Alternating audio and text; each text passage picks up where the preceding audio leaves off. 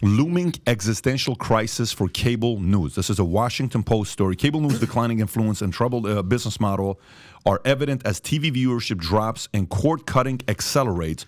The recent CNN town hall with Donald Trump drew just 3.3 million views, highlighting the industry's wanting power. According to research firms, cable subscription have declined from 70% just 7 years ago, 2016, to under 40% today. That's massive in a short period of time. Despite the decline, cable news networks remain profitable due to license fees paid by cable operators.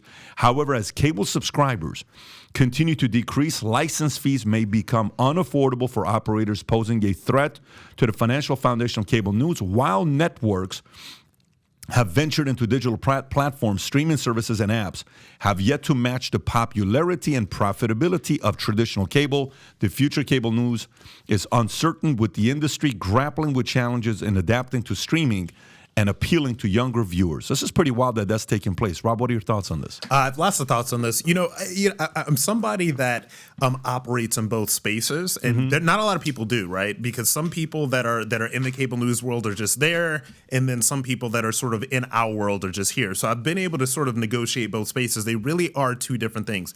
The fundamental problem that I see with the cable news networks, and they're interchangeable at this point. You can switch out any of them, is that number one, it is an older audience, right? And so they are not making the investments talent-wise, they're not making the investments infrastructure-wise, they're not making the investments content-wise in order to bring that age down. They are more focused on keeping the older audience that they have right now than they are in trying to build up the younger generation of eyeballs. And that doesn't mean that you take a 32-year-old and put them on cable news. Like, that doesn't matter. A lot of the people, for me, a lot of people that follow me on Instagram, Facebook, and Twitter at Rob Smith Online. But a lot of people that follow me would not see a lot of my cable news clips if I did not, package them up and post them on my social media. This is a huge problem. Now, what I think is going to happen is that maybe in the next 12 to 15 years, when places like Valuetainment are built up, when places like DW, like all of these content hubs, these people are going to, see their declining relevance, and they're just going to start gobbling these companies up, right? But yes, they are becoming less and less relevant because the people that are the youngest people that come up to me on the streets or that are my fan base or whatever, like, they're finding me on Insta, they're finding me on TikTok, they're finding me on YouTube. These people don't know what cable news is. And I think that as media people, again, we live in this bubble where we give these networks kind of like a lot more relevance than I think that they have to people that do not live in this world, because people that do not live in this world could care less.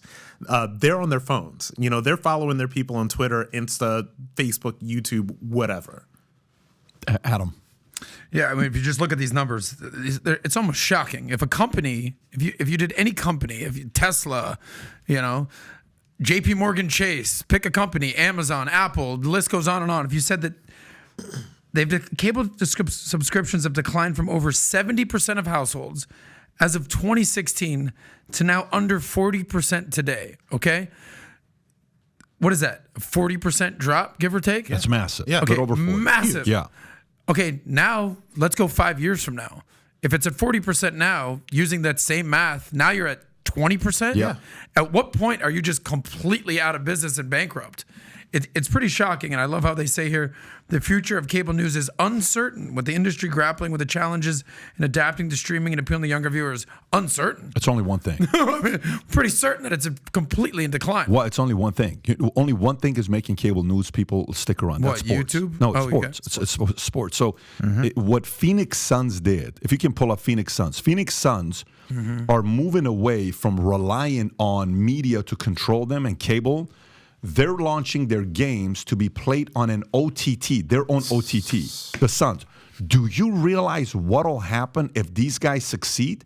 If they go away, everything you need to know about the Suns' new media deal and the NBA's RSN problem. So if these guys get away and they say, hey, if you want to watch the Suns play, $9.99 a month. Okay. If all of a sudden 1 million people in Phoenix or nationwide that like the Phoenix Suns pay $9.99 a month or whatever the dollar amount is, Now they're making $120 million a year off their OTT, and they don't need to put that anywhere else. They own rights.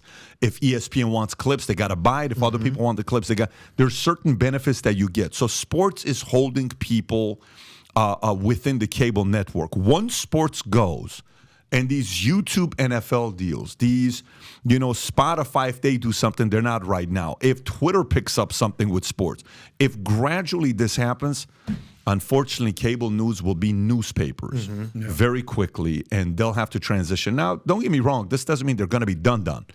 Some of these guys behind closed doors are working on, creating their stuff, moving their stuff from a cable to OTT.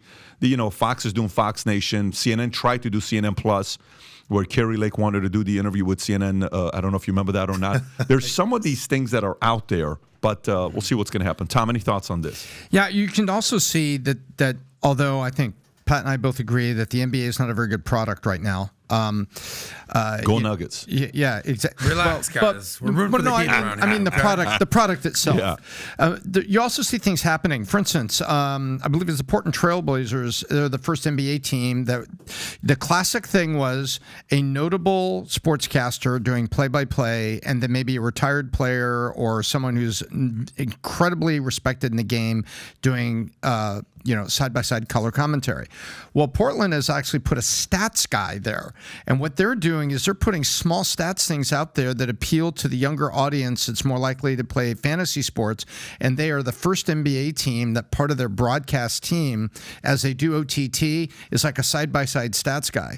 So not only do you see it going away from mainstream, the Bally Sports is just, the mother of invention is crisis. And the Bally Sports crisis is giving opportunity for Phoenix Suns to do it their way, and what the Portland Trailblazers are doing with their stats guy. And I think how it's being broadcast is changing, as well as where it's being consumed. I'm actually a little disappointed in myself that when you said what they're doing, what's changing this, and you said sports, because I'm that guy.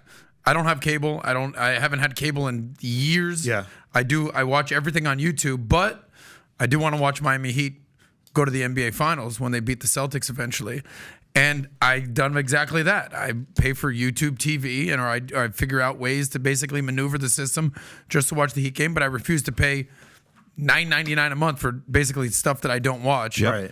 And I do believe that the NBA is a good product these days. Despite everything that happened in the bubble, I disagree with Tom. By the way, I think it's going to be a better product when LeBron retires. And when LeBron, Carmelo, Chris Paul, when these guys retire, I think the new age players I like more than this woke age of players that kind of messed up the game a little bit. And, a guy as big as him has become the greatest flopper of all time. I made a recommendation the other day for Masterclass to hire LeBron, give him a few $1 million to teach a course on flopping. I actually think it would do very good with the new age people, but that's a completely different conversation. So if you like this clip and you want to watch another one, click right here. And if you want to watch the entire podcast, click right here.